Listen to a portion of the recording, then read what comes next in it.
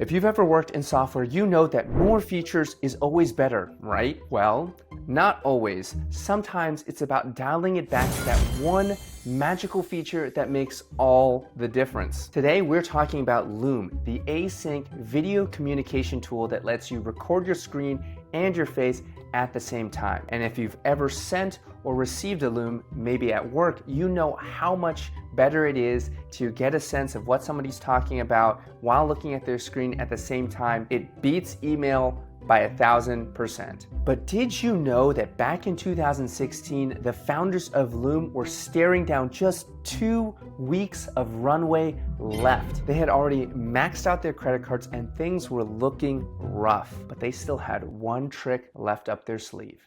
The extension out of the existing product rebranded the product from OpenTest to OpenVid because we didn't have time to come up with a good name, and launched on Product Hunt June of 2016. Their last ditch launch worked big time. Fast forward 7 years, and if you've been following the startup news at all, then you know that Atlassian acquired Loom for almost $1 billion. But that $975 million exit didn't come easy. Loom won because their founders pulled off a trick that most of us could never dream of. They executed not just one, but 2 pivots to their product. After that, we were begging people to use our product for free. We weren't even charging it. So, how did they do it? And more importantly, what can you as a founder or a product builder learn about pivoting your way to a 10-figure deal? This is the story of the Loom pivot. Let's get started. Oh, hey there. I'm Jason Shen, serial founder and executive coach. My first startup failed because my co-founders and I hit a wall and we were unable to commit to a new direction. But in my second startup, we executed a hard pivot from hiring to gaming and ended up with an acquisition by Facebook.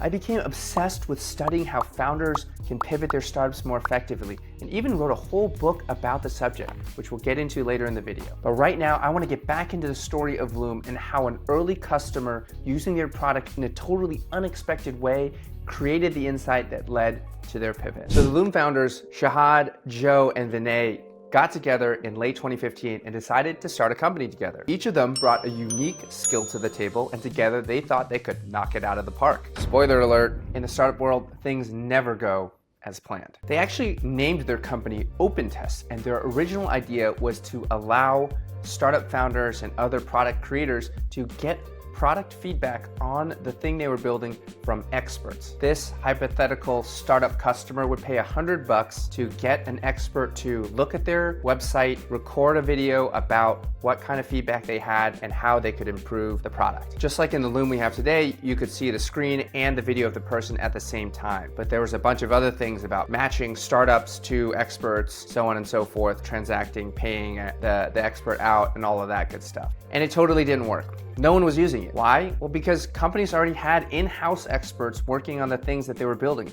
They didn't want to pay out more money to get some other person to tell them what to do. After managing to sell a grand total of 4 tests, the founders decided they needed to do something different. Something had to change. But through all the failures and rejections, they did get a couple customers and a bunch of would-be non-customers to tell them that, rather than hearing from an expert, what they really wanted was to hear from their actual users. So the boys decided to do pivot number 1. They tweaked the product to focus less on expert feedback and on user-driven feedback. The concept was still similar: pay us, get video recording, but instead of an expert, it was a user of the product providing their feedback on what they were seeing. This time they thought they had it in the bag. The founders were doing everything right, listening to customers, tweaking their product, trying to make things better. But things weren't adding up. There still weren't a lot of customers and people still weren't that interested in using it. They were also having a hard time getting investors interested in putting money into the company. I remember to this day, there were 74 people that said no,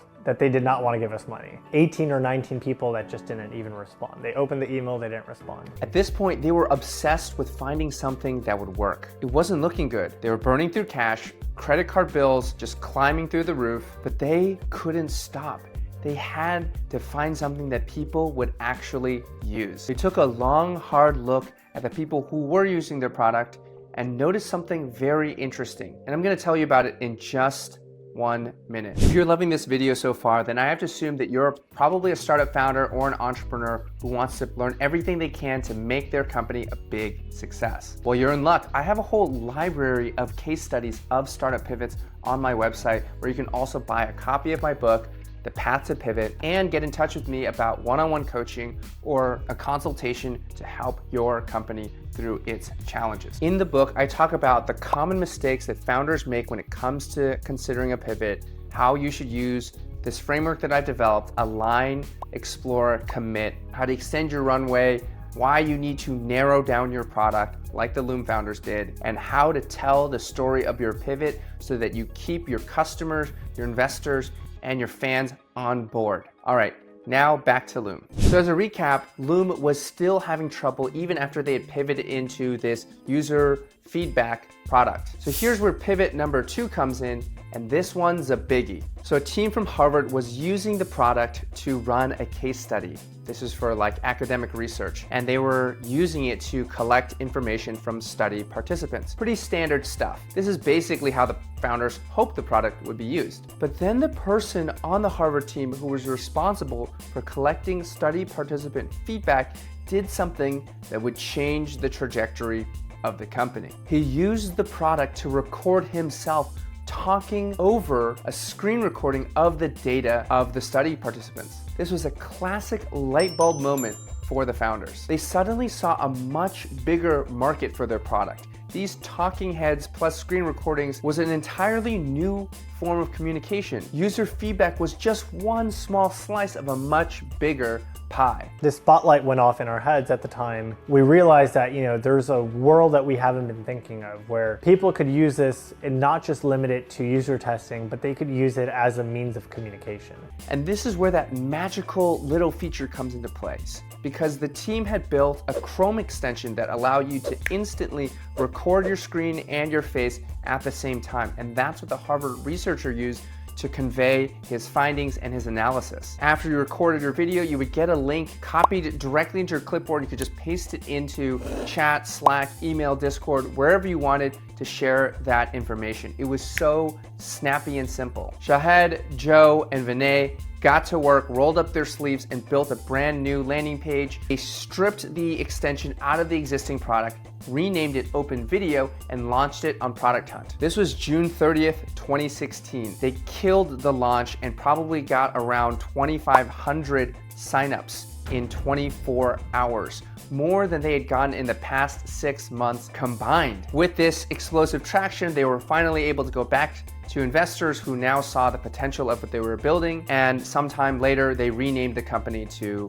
Loom. Loom is a great example of how you can't just listen to what your customers say, but you have to observe what they do with your product. It's another example of why launching early is so important, because you'll always end up being surprised by what people do and get new insights from their actual behavior. Sometimes it really takes a creative user to show you what your product is meant for. Of course, Loom had to do tons of work in those 7 years to get to that massive scale and the outcome that they were able to achieve with the Atlassian acquisition. But this insight and those 2 pivots really made a big difference. If you enjoyed this video, you should definitely check out my other videos on startups and pivoting. And as always, swing big at stuff that matters. Coach Jason signing off.